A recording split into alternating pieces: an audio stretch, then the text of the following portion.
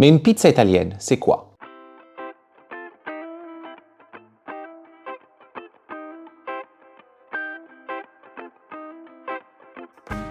Passons maintenant à parler des garnitures pour les pizzas italiennes.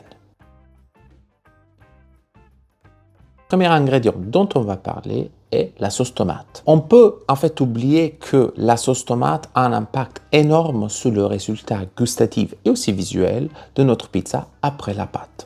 Dans la culture de la pizza italienne, la sauce tomate qui est utilisée le plus souvent, c'est la sauce de tomate pelée. Cette sauce est généralement écrasée à la main ou à l'aide d'un mixeur et salée. La sauce tomate utilisée spécifiquement pour la pizza napolitaine, c'est la variété San Marzano. Cette sauce est réalisée à partir des tomates pelées cultivées dans la région de l'Agro Sarnese Nocerino, autour de Naples. À cette sauce, on rajoute rarement des épices. Quelle est l'idée? L'idée, c'est en fait de garder la sauce la plus neutre possible pour qu'on puisse ressentir le goût de la tomate dans la pizza.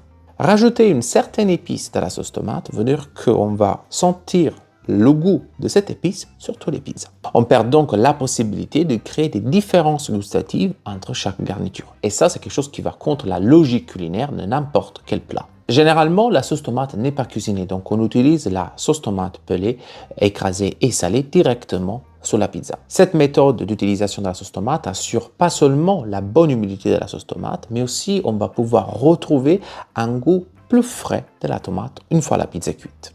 C'est clair qu'on n'est pas obligé d'utiliser uniquement la sauce tomate pelée, mais d'un point de vue traditionnel et authentique, ça c'est la sauce la plus utilisée. On peut retrouver aussi des autres options comme une sauce de datterini, rouge ou jaune. On peut utiliser aussi de la poulpe. Personnellement, je trouve la sauce tomate pelée la plus polyvalente pour tous les pizzas dont on a parlé auparavant. Quand on parle de fromage sur une pizza italienne, on pense immédiatement à la mozzarella fior di latte. La mozzarella fior di latte est le fromage qui nous permet en fait un apport gustatif important à notre pizza. On ne doit pas oublier que le fromage n'est pas un ingrédient qui doit juste combler un vide sur notre pizza, mais il a un impact très important sur le résultat gustatif de notre pizza.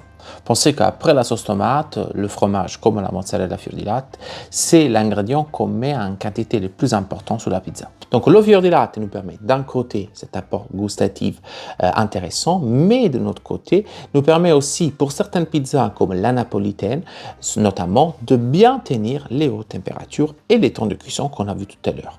Vous comprenez bien qu'une pizza italienne ne va pas utiliser des fromages comme de l'emmental ou de la gruyère, pas uniquement du coup pour respecter l'impact gustatif dont on parlait tout à l'heure, mais aussi parce qu'au visuel, on ne veut pas un fromage qui va gratiner, qui va dorer sur la pizza. Une bonne mozzarella fior di latte va donc nous assurer aussi un bon résultat au niveau visuel, avec nos morceaux de mozzarella qui restent bien visibles et bien blancs. Le fior di latte est bien évidemment entendu comme le fromage qui est utilisé généralement sur les pizzas, mais le choix est vaste. On peut retrouver aussi en fait la scamorza, la provola, tous les autres fromages mous comme taleggio, gorgonzola, et aussi des fromages plus crémeux comme de la ricotta. Bref, les fromages sont nombreux, mais le fior di latte doit être entendu comme le fromage de base pour la plupart des garnitures. Une fois qu'on a parlé de la sauce tomate et de la mozzarella, on ne peut pas ne pas parler de la margherita. La margherita est sans doute la garniture pour excellence de la pizza italienne. Elle est généralement associée à la pizza napolitaine parce que historiquement, cette garniture était réalisée sur une pizza napolitaine en honneur de la reine de Savoie Margherita pendant sa visite à Naples. Au-delà de l'identité historique, c'est vrai que la margherita, c'est la garniture qu'on retrouve un peu sur tous les pizzas dont on a discuté avant. Mais c'est aussi la garniture qui est la plus maltraitée, à mon avis, à l'extérieur de l'Italie. D'un côté, on a une utilisation impropre du nom. On peut retrouver marguerite, margarita. Les variations du nom sont plusieurs. Donc déjà, on apprend aujourd'hui que le nom de cette garniture, c'est margherita. C'est pas une question après de prononcer exactement ce nom en italien, surtout parce que pas tout le monde parle italien, mais quand on veut réaliser des pizzas italiennes et on veut réaliser cette garniture, c'est très important, à mon avis, de respecter déjà le nom de cette pizza. Ensuite, c'est important aussi de respecter la garniture en elle-même. Quand on parle de margherita, on parle en fait à la base d'une base rouge, donc avec la sauce tomate. On a dit la sauce tomate pelée généralement, avec de la mozzarella fior di latte. Le fromage râpé comme le parmigiano ou le pecorino peuvent être ajoutés, mais ça c'est vraiment deux des ingrédients les plus importants, sauce tomate et mozzarella. On n'a pas d'origan, on n'a pas d'autres épices, on ajoute de bonne huile et du bon basilic. Quand vous réalisez une margherita comme ça, et ben vous vous rapprochez véritablement de l'identité authentique de cette garniture. À exception de certaines garnitures, les pizzas italiennes n'ont pas automatiquement des olives. Donc l'habitude d'ajouter des olives sur les pizzas, c'est une habitude typiquement française qu'on n'a pas du tout en Italie. Donc si vous prenez certaines garnitures, vous créez une garniture dans laquelle vous retrouvez que la porte gustative et visuelle des olives c'est intéressant, on y va, on le fait. Mais sinon, rajouter des olives sur toutes les garnitures, c'est pas une habitude qu'on a dans notre pays.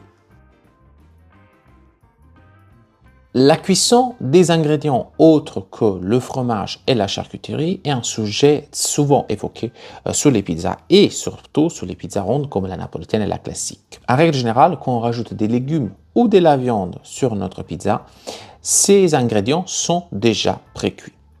L'idée, c'est en fait de limiter le nombre d'ingrédients qui doivent être cuits pendant la cuisson pour en fait réserver la quantité maximale de chaleur à la pâte. C'est elle qui en fait est crue et qui doit être correctement cuite. Surtout sur des pizzas comme la napolitaine où on a, comme on a vu, un temps de cuisson vraiment court. L'idée de pré-cuire des légumes et de la viande avant d'aller sur la pizza nous permet aussi de pouvoir rajouter des épices et donc de saisir comme on souhaite nos ingrédients. Et du coup, cela veut dire améliorer le résultat final de notre pizza d'un point de vue gustatif. Voici donc deux exemples. La première, c'est une base avec des chips de courge.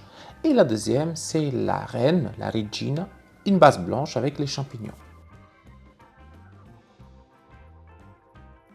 La base blanche est un élément vraiment important à considérer quand on parle de garniture des pizzas italiennes. Dans la culture italienne, on n'utilise pas de la crème. D'un côté, parce que la crème telle qu'elle n'existe pas en Italie, mais aussi parce qu'à la place, on utilise un fromage. Donc, une base blanche est réalisée directement en utilisant une couche de fromage sur la pâte. Comme on a vu dans le point sur le fromage, on utilise le fior di latte. Donc, c'est le fior di latte qui est, dans la plupart des cas, utilisé pour réaliser une base blanche. Après, forcément, si on utilise une base blanche 4 fromages ou une base blanche avec un fromage fumé, on peut rajouter d'autres fromages, c'est clair. Mais l'idée de base, c'est qu'on n'utilise pas une crème. Ce qui plus se rapproche de la crème en Italie, c'est la panne. La panne en fait a une consistance crémeuse avec une bonne quantité de matière grasse, autour de 20%, avec un apport gustatif non négligeable sur notre pizza. Rajouter ou pas de la crème sur la pizza est forcément un choix personnel, mais dans l'optique de réaliser une pizza italienne, c'est surtout un avantage d'utiliser uniquement du fromage, pas seulement au niveau de la légèreté globale de la pizza, mais aussi dans un contexte professionnel pour le coût de revient de la pizza. Clairement, le choix de la garniture est quelque chose d'extrêmement personnel. Et le but de cette vidéo n'est pas d'imposer un certain choix de garniture pour réaliser des pizzas italiennes, mais plutôt de partager avec vous les éléments plus authentiques pour vraiment réaliser des garnitures et des pizzas dans un esprit le plus proche à cela italien. Mais quand on parle de garniture, à mon avis, on peut avoir deux approches. Le premier approche, on peut le définir plutôt une approche traditionnelle, pour lequel on va choisir des ingrédients relativement simples qui appartiennent à la culture italienne. Donc, tout ce qui est légumes, charcuterie, fromage, ce sont des ingrédients qu'on peut retrouver généralement sur les pizzas italiennes. Dans cette approche, vous pouvez imaginer, on ne va pas retrouver des pizzas, par exemple, avec un reblochon ou avec des ravioles, parce que ce sont des ingrédients qui appartiennent typiquement à la culture française.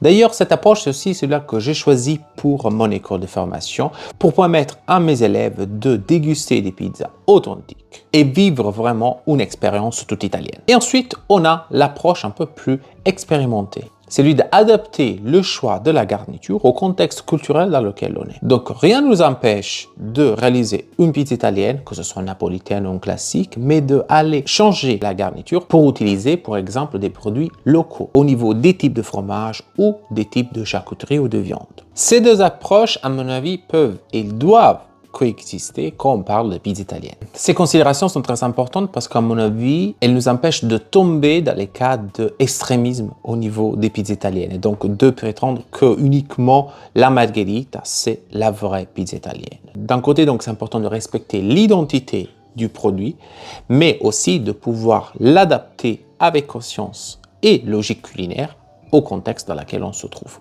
Trop souvent, la pizza est vue comme un plat dans lequel le but est de mettre le plus de garniture possible. Parce que sans beaucoup de garniture, la pizza ne sera pas bonne. Mais après tout ce qu'on s'est dit dans cette vidéo, vous comprenez bien que dans l'esprit de la pizza italienne, le but n'est pas de viser la quantité, mais la qualité. La qualité au niveau de la pâte, bien évidemment, mais au niveau surtout du choix des ingrédients pour la garniture est la clé pour avoir une pizza de qualité. L'équilibre des saveurs sur votre pizza vient quand on a des quantités raisonnables et on a surtout des ingrédients de qualité. Et pour terminer, je pense que quand dans la balance entre quantité et qualité, on vise véritablement la qualité, c'est là, à mon avis, qu'on s'approche le plus d'une véritable pizza italienne.